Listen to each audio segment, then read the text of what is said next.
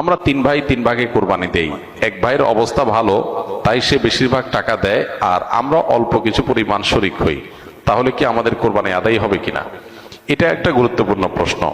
কোরবানি দেওয়ার ক্ষেত্রে বিশেষ করে যখন ভাই ব্রাদাররা মিলে কোরবানি দেন, তখন এরকম পরিস্থিতি তৈরি হয়। একটা গরুর দাম ধরেন 70,000 টাকা, তো এক ভাই তার উপার্জন অনেক কম, সেজন্য সে 5,000 টাকা দিচ্ছে,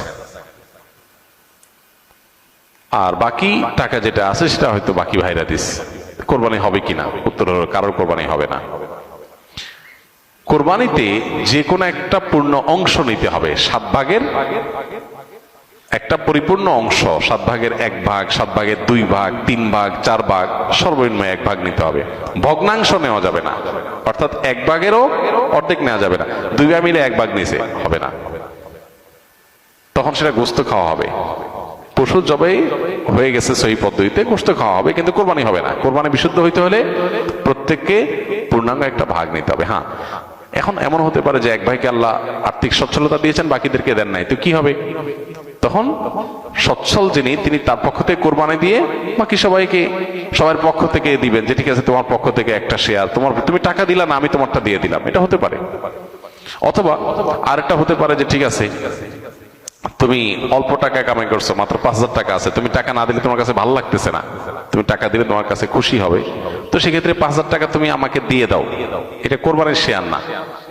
আমি কোরবানিতে এটা লাগাবো সেটা ভিন্ন বিষয়, বাট তুমি শেয়ার হিসাবে দিলে না, এটা হতে পারে।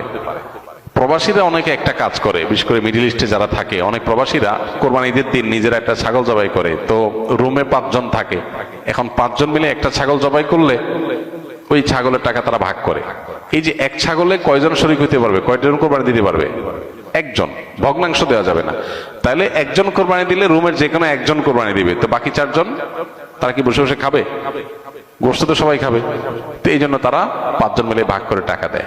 এখানে কারোরই আসলে কোরবানি হবে না। জবাই করা হবে, পশুর গোশত খাওয়া হালাল হবে, কিন্তু কোরবানি হবে না। যদি কোরবানি হতে হয় তাহলে এমন করা যেতে পারে, 5 জন মিলে টাকা দিল একজনকে, দিয়া বললো ভাই আপনি মুরব্বী মানুষ, বড় মানুষ, বা আপনি যে কোনো কারণে আমাদের থেকে ভিন্নতর, তো এই টাকাটা আমরা সবাই তুলে আপনাকে দিলাম, কোরবানিটা আপনার তরফ থেকে আপনি দেন।